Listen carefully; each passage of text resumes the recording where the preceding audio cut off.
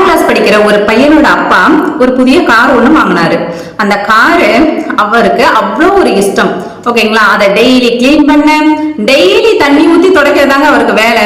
Daily தண்ணி ஊத்தி clean பண்ணிட்டு அழகா ஒரு பூ வச்சு அந்த வண்டிக்கு சுத்திலும் சந்தனத்தை பூசி எங்க போனாலும் அடிப்பொலியா அவர் காரு போனாலே அந்த தெருவே மணக்குங்க, சந்தனம் மனம் மணக்கும். அப்படி ஒரு அழகா அவர் வந்துட்டு அந்த காரை மெயின்டைன் பண்ணிக்கிட்டு வந்தாரு. ஒரு நாள் அவர் என்ன செஞ்சுக்கிட்டு இருந்தாருன்னா அந்த காரை கிளீன் பண்ணிக்கிட்டு இருந்தாரு. எப்பயும் போல ஈவினிங் டைம் உட்காந்து கிளீன் பண்ணிக்கிட்டு இருந்தாரு. கிளீன் பண்ணையில அவருடைய அந்த 6ஆம் கிளாஸ் படிக்கிற அந்த பையன் வந்தான். வந்துட்டு ஒரு இரும்பு கம்பியை கையில எடுத்துட்டு இங்க கார்ல வந்துட்டு கீச்சிக்கிட்டு இருந்தான். அப்போ அதோட சவுண்ட் ஒரு மாதிரி கீச் கீச்சுன்னு விழும் பாத்தீங்களா. அப்போ அந்த அப்பா என்னடா சவுண்ட் கேக்குது அப்படின்ட்டு எந்திரிச்சு வந்து பாக்குறாங்க. பார்க்கும்போது அந்த பையன் கையில ஒரு இரும்பு கம்பியை வச்சுட்டு கீச்சிக்கிட்டு இருக்கான். 6ஆம் கிளாஸ் தாங்க படிக்கிற அந்த பையன், சின்ன பையன் தான், கையில வச்சு கீச்சிக்கிட்டு இருக்க. பார்த்ததும் அவங்க அப்பாவுக்கு அவ்வளவு கோவங்க. எந்திரிச்சு வந்துட்டு அடி நான் அடிச்சிட்டாருங்க. ஏன்னா அந்த காரணம் அவருக்கு அவ்வளவு ஒரு இஷ்டங்க. அதுக்கு அடி நான் அடிச்சுட்டு கையில ஒரு ஸ்பேனர் இதை வச்சிருந்தாரு. அதுக்கு அந்த ஸ்பேனரை வச்சுட்டு என்ன செஞ்சாருன்னா அந்த பையனோட கை மொழி இருக்கு பாத்தீங்களா, அதுலயே ஓங்கி 4-5 அடி அடிச்சிட்டாருங்க. அடிக்கவும் அந்த பையன் கீழே கிடந்து உருளுறான், பிறழுறான், அலறுறாங்க. வேதனை அவனுக்கு தாங்க முடியல.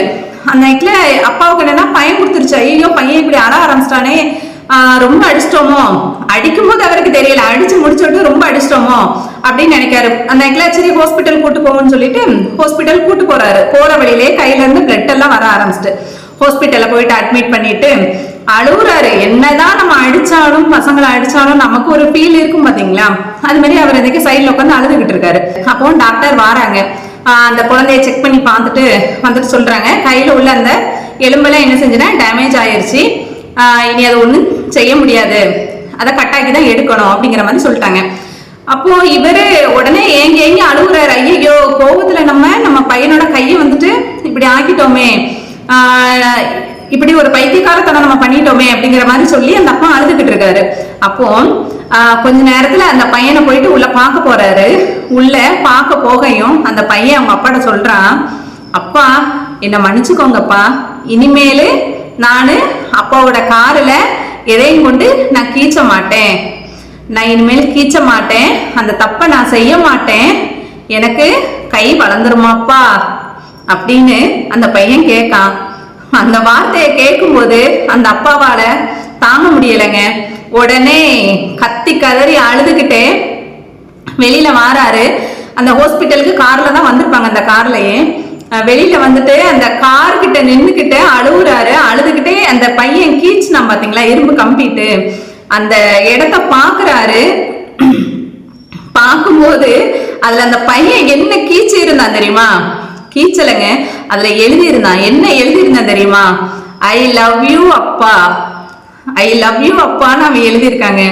அதை பார்த்ததும் அவங்க அப்பாவுக்கு நம்ம பையன் நம்ம மேல உள்ள ஸ்நேகத்தை வந்துட்டு அதுல எழுதி இருந்திருக்கான், நம்ம வந்துட்டு இப்படி நம்ம பையனை கையை இப்படி பொட்டிச்சிட்டோமே அப்படிங்கிற மாதிரி ஃபீல் பண்ணி அழுகுறாரு.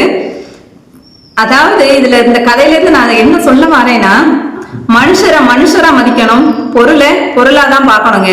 ஆனா நம்ம இப்போ மேக்சிமம் என்ன செய்யறோம், பொருளை மனுஷன் மாதிரி மதிக்கிறோம், மனுஷரை பொருள் மாதிரி யூஸ் பண்றோங்க. இப்ப ஒரு போன் இருக்கு, அந்த போனை இப்ப நம்ம பையனே தெரியாம தட்டி விட்டுட்டான், நமக்கு எவ்வளவு கோவம் வருது, எவ்வளவு டென்ஷன் ஆகுறோம், இது எவ்வளவு ரூபா, போன் உடைஞ்சிருச்சுன்னா நான் என்ன செய்வேன் அப்படி இப்படின்ட்டு. ஆனா அது பையன் தெரியாம பண்ணிட்டான் அப்படிங்கறத நம்ம நினைச்சு பாக்குறோமா, போன் உடஞ்சிருங்கிறது நம்மளோட கவலை, உடனே போயிட்டு பையங்களை அடிக்கிறோம். இது தவறுங்க. பொருளை கூட மறுபடியும் வாங்கிடலாம், ஆனா பிள்ளைங்களுக்கு என்னமோ ஒண்ணுன்னா நம்மளால திரும்பி வாங்க முடியாது. அதனால பொருளா நினைச்சுக்கிடுவோம். நான் எல்லாரையும் குறிப்பிட்டு சொல்லல, ஓகேங்களா. பொருளா நினைச்சு யூஸ் பண்ணுவோம், மனுஷங்களா நினைச்சுக்கிடுவோம், ஓகேங்களா. அதாவது நான் இத்தனை நாள் வரையும் பர்வீன் சுல்தான் மேம், மற்ற கவிதா ஜவஹர் மேம் இவங்களுடைய அந்த ஸ்பீச்சை தான் நான் டப்பிங் கொடுத்துக்கிட்டு இருந்தேன், ரீமிக்ஸ் பண்ணிக்கிட்டு இருந்தேன். இப்போ வந்துட்டு நம்மளுடைய Emmanuel bro and Vijay bro இவங்க 2 பேர் வந்து சொன்னாங்க, ரேவதி நீங்க வந்துட்டு உங்க ஓன் வாய்ஸ்ல ஒரு ஸ்டோரி மாதிரி சொல்லுங்களேன் பாப்போன்னு. அதனாலதான் நான் வந்துட்டு புதுசா ட்ரை பண்ணேன். அதனால கண்டினியூஸா நானே இப்படி ஸ்டோரி போடுவேன் இல்லைங்க, நான் ரீமிக்ஸ் பண்ணுவேன்.